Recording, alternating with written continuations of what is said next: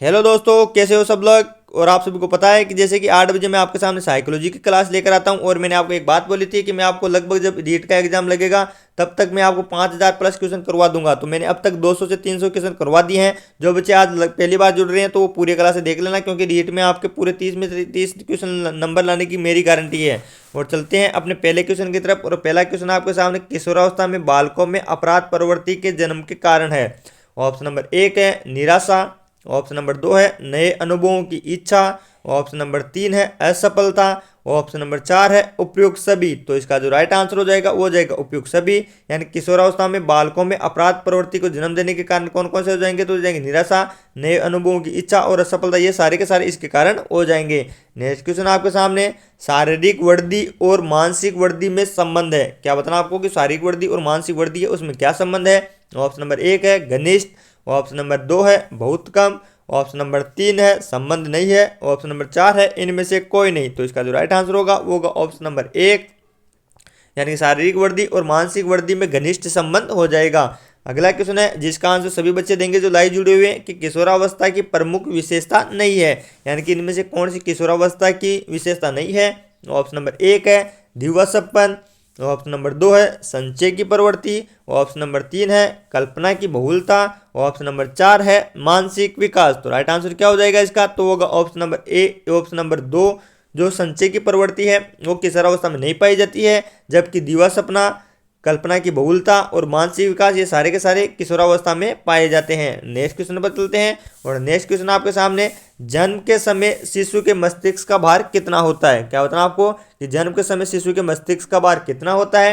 Option number 1 है 150 ग्राम, option number 2 है 350 ग्राम, option number 3 है 250 ग्राम, ऑप्शन नंबर 4 है 200 ग्राम। तो इसका जो राइट आंसर हो जाएगा वो हो जाएगा 350 ग्राम। यानी कि जन्म के समय शिशु के मस्तिष्क का भार कितना हो जाएगा, तो हो जाएगा 350 ग्राम। ऑप्शन नंबर 2 इस क्वेश्चन का करेक्ट आंसर है।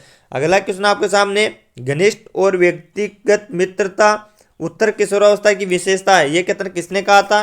ऑप्शन नंबर 1 है BN झा, ऑप्शन नंबर 2 है वेलेंटाइन, ऑप्शन नंबर 3 है कोलचेनिक, ऑप्शन नंबर 4 है रोज। तो ये किसके द्वारा कहा गया था, तो वेलेंटाइन के द्वारा कहा गया था। यानी कि घनिष्ठ और व्यक्तिगत जो मित्रता है वो उत्तर किशोरा की विशेषता है, ये कथन वेलेंटाइन का हो जाएगा। अगला क्वेश्चन आपके सामने, किशोरों में मुख्यतया प्रवृत्तियां मापने लगती है। क्या बताना आपको कि जो किशोर है उन्हें मुख्यतया प्रवृत्तियां पनपने लगती है। ऑप्शन नंबर 1 है अपराधी प्रवृत्ति, ऑप्शन नंबर 2 है काम प्रवृत्ति, ऑप्शन नंबर 3 है अनुशासनता, ऑप्शन नंबर 4 है उपरोक्त सभी। तो इसका जो राइट आंसर हो जाएगा वो जाएगा ऑप्शन नंबर डी उपरोक्त सभी।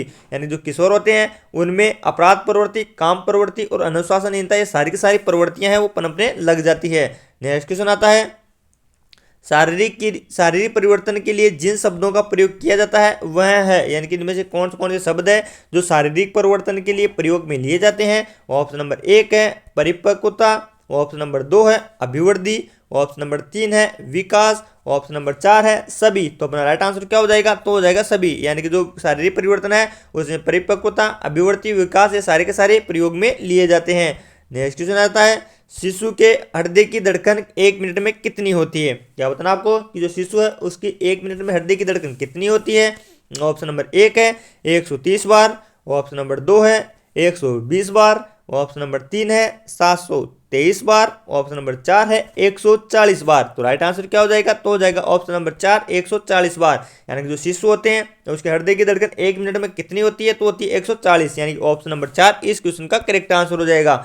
अगला क्वेश्चन आता है आपके सामने, बालकों के विकास की किस अवस्था को सबसे कठिन काल के रूप में माना जाता है। क्या बताना आपको कि बालकों के विकास की किस अवस्था को सबसे कठिन काल के रूप में माना जाता है। ऑप्शन नंबर 1 है बाल्यावस्था, ऑप्शन नंबर 2 है शैशवावस्था, ऑप्शन नंबर 3 है किशोरावस्था, ऑप्शन नंबर 4 है सभी। तो मैं आपको बता दूं कि इसका जो राइट आंसर होगा वो होगा ऑप्शन नंबर 3 किशोरावस्था, जिसको बालकों के विकास की कठिन अवस्था के काल के रूप में माना जाता है। आंसर क्या होगा इसका, तो होगा ऑप्शन नंबर 3 किशोरावस्था। नेक्स्ट क्वेश्चन आता है, किसी व्यक्ति में विकास का प्रतिमान निम्नलिखित में से किस क्रम का अनुसरण करता है। क्या बताना आपको कि किसी व्यक्ति में विकास है उसका प्रतिमान निम्नलिखित में से किसका अनुसरण करता है। ऑप्शन नंबर 1 है बाहर से भीतर, ऑप्शन नंबर 2 है शीर्ष से आपादीय, ऑप्शन नंबर 3 है एक पार्श्वीय, ऑप्शन नंबर 4 है विशिष्ट से सामान्य। तो इसका जो राइट आंसर होगा वो होगा ऑप्शन नंबर 2 शीर्ष पदीय, यानी कि जो व्यक्ति विकास होता है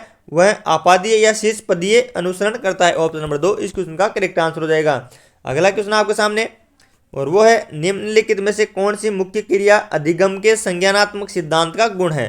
क्या बताना आपको कि इनमें से कौन सी मुख्य क्रिया है जो अधिगम के संज्ञानात्मक सिद्धांत का गुण है। ऑप्शन नंबर 1 है पुनः स्मरण और अधिगम। ऑप्शन नंबर 2 है चिंतन और अधिगम। ऑप्शन नंबर 3 है ग्रहण और अधिगम। ऑप्शन नंबर 4 है अनुकूलन और अधिगम। तो इसका जो राइट आंसर हो जाएगा वो जाएगा ऑप्शन नंबर 4 अनुकूलन और अधिगम, यानी कि इनमें से जो अनुकूलन और अधिगम है वो ऐसी क्रिया है जो अधिगम के संज्ञानात्मक सिद्धांत का गुण है। ऑप्शन नंबर 4 इस क्वेश्चन का करेक्ट आंसर हो जाएगा। नेक्स्ट क्वेश्चन आता है आपके सामने, किशोर अधिगमकर्ता के संज्ञान से कौन सा कार्य संबंधित नहीं है। क्या बताना आपको कि जो किशोर अधिगमकर्ता के संज्ञान है उनसे कौन सा कार्य संबंधित नहीं है। ऑप्शन नंबर 1 है परिकल्पना करना। ऑप्शन नंबर 2 है अमूर्त चिंतन करना। ऑप्शन नंबर 3 है कल्पना करना। ऑप्शन नंबर 4 है वर्गीकरण करना। तो इसका जो राइट आंसर हो जाएगा वो हो जाएगा वर्गीकरण करना। प्रश्न क्या पूछ रहा था कि किशोर अधिगमकर्ता के संज्ञान से कौन सा कार्य संबंधित नहीं है, तो वर्गीकरण करना संबंधित नहीं है, जबकि परिकल्पना करना, अमूर्त चिंतन करना और कल्पना करना ये सारे के सारे अधिगमकर्ता के संज्ञान से संबंधित हो जाएंगे। नेक्स्ट क्वेश्चन आता है आपके सामने, विकास के संदर्भ में निम्न में से कौन सा कथन सत्य नहीं है, यानी कि इनमें से आपको देखना है और बताना है कि कौन सा कथन संबंधित नहीं है। ऑप्शन नंबर 1 है विकास की प्रत्येक अवस्था के अपने खतरे हैं। ऑप्शन नंबर 2 है उद्दीपन से विकास को बढ़ावा नहीं मिलता है।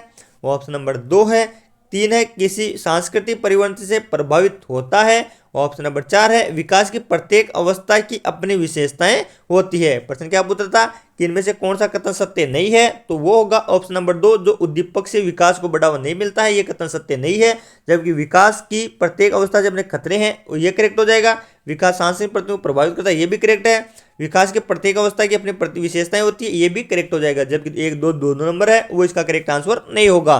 नेक्स्ट क्वेश्चन आता है आपके सामने, किशोरावस्था का प्रारंभ कब से माना जाता है। क्या बताना आपको जो किशोरावस्था है उसका प्रारंभ कब से माना जाता है। ऑप्शन नंबर 1 है 15 वर्ष की आयु से। ऑप्शन नंबर 2 है 13 वर्ष की आयु से। ऑप्शन नंबर 3 है 18 वर्ष की आयु से। ऑप्शन नंबर 4 है 17 वर्ष की आयु से। क्या बताना आपको जो किशोर होते हैं उनकी जो किशोरावस्था प्रारंभ होती है उसकी आयु कितनी मानी जाती है, तो वो मानी जाती है दोस्तों 13 वर्ष से, यानी कि ऑप्शन नंबर 2 इस क्वेश्चन का करेक्ट आंसर हो जाएगा। प्रश्न पूछ रहा था कि जो किशोरावस्था है उसकी जो प्रारंभ है वो कब से माना जाता है, तो 13 वर्ष से माना जाता है। तो दोस्तों ये थी अपनी डीएट में आए हुए और जो आने वाले पर्सन है साइकोलॉजी के उनकी बेहतरीन क्लास। तो आपको ये क्लास कैसी लगी है, आशा करता हूँ अच्छी लगी होगी। तो आपको कमेंट करना है और बताना कि आपके कितने क्वेश्चन करेक्ट हो रहे हैं। और मिलते हैं अब इसी प्रकार की बेहतरीन क्लास के साथ कल 8 बजे। और जो बच्चे नए जुड़े थे उन्होंने अभी तक क्लास नहीं देखी है तो पुराने पर्सन भी देख लेना। लगभग मैंने 250 से 300 क्वेश्चन करवा दिए हैं, पूरे क्वेश्चन देख लेना। आपके 30 में से 30 नंबर आने की मैं गारंटी लेता हूं, पूरे में से पूरे नंबर आएंगे, इनमें से एक भी पर्सन बाहर नहीं जाएगा। तो मिलते हैं कल 8 बजे, तब तक के लिए जय हिंद जय भारत।